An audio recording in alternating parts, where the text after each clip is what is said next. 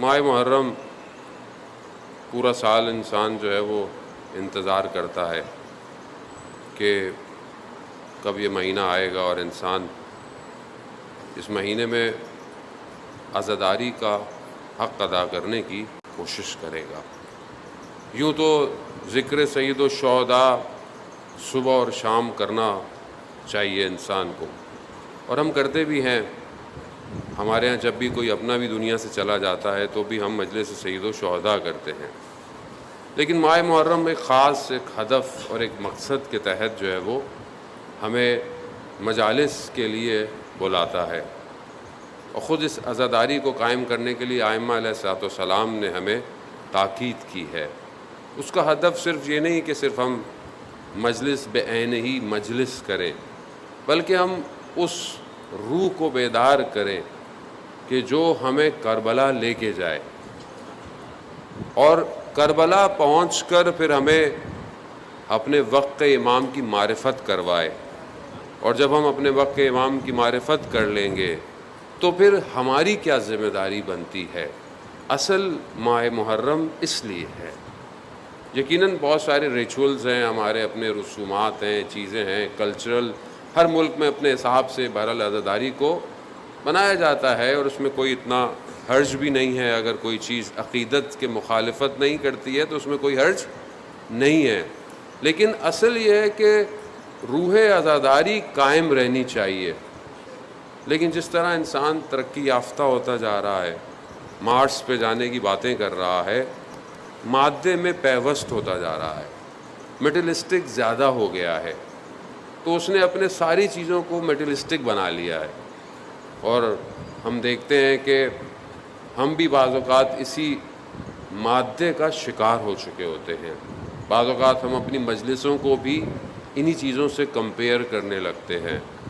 تو کوشش کریں کہ دنیا کو ان چند دنوں کے لیے دل سے باہر نکال لیں، اور صرف کوشش کریں کہ سید الشہداء علیہ الصلوۃ والسلام کے ہدف تک پہنچیں، جو کہ آسان نہیں ہے یقیناً، لیکن مشکل بھی نہیں ہے۔ اگر وہ چاہیں تو ایک رات سے حر کو حر علیہ السلام بنا سکتے ہیں، اگر وہ چاہیں، لیکن اس چاہت تک پہنچنے کے لیے بھی کچھ زحمت کرنی پڑتی ہے۔ تو ہم حال و ہوا اپنی تبدیل کریں۔ میں خود بڑا گلٹ فیل کیا اپنے آپ کو کہ ماہ محرم کے انسان اندر آ رہا ہے، وہ جو ایک کیفیت ہونی چاہیے وہ نہیں ہو پا رہی ہے۔ وجہ کیا ہے؟ وجہ کہ ہم نے اپنے آپ کو اتنا بکھیر دیا ہے۔ یعنی ابھی بھی آپ دیکھیں کہ میں بہرحال بہت احتیاط کے ساتھ جملے ادا کر رہا ہوں، کیونکہ بہرحال ایک تو مجلس لائیو ہوتی ہے، آپ کو پتہ ہے، اور آج کل ہر کوئی جملے پکڑنے کے چکر میں ہوتا ہے کہ کوئی بات مولانا سے نکل جائے کسی طریقے سے۔ تو بہرحال میں مجلس کے شروع میں یہ بھی بتاتا چلوں کہ ماہ محرم کے آنے سے پہلے، ماہ محرم کے درمیان، پورے اس مہینے میں دشمن پوری کوشش کرتا ہے، سازش کرتا ہے کہ شیعہ سنی اختلاف کرایا جائے کسی بھی طریقے سے، اور شیعہ اختلاف کرایا جائے، اور اصل میں وہ جو اصل ہدف ہے امام حسین علیہ السلام کا وہ کھو جائے۔ ہم اسی میں لڑتے رہیں صبح شام، اس نے یہ کہا، اس نے یہ کیا، اس نے یہ پڑھا۔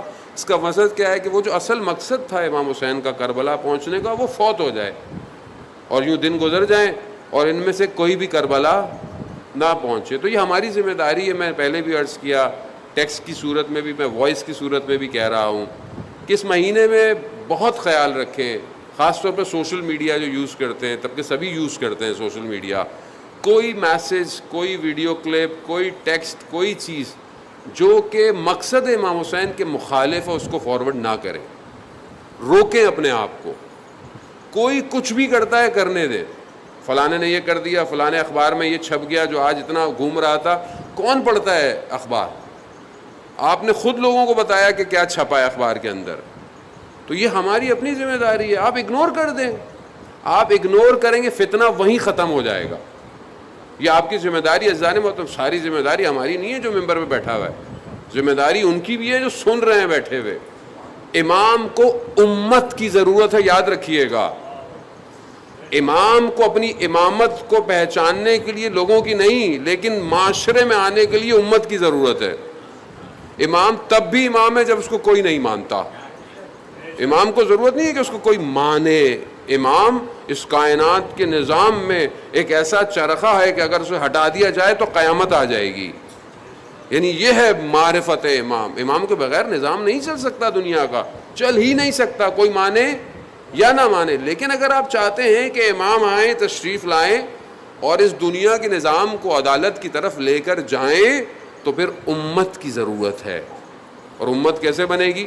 جب تک امت اپنے شعور کو بیدار نہیں کر لے گی، امت نہیں بنے گی۔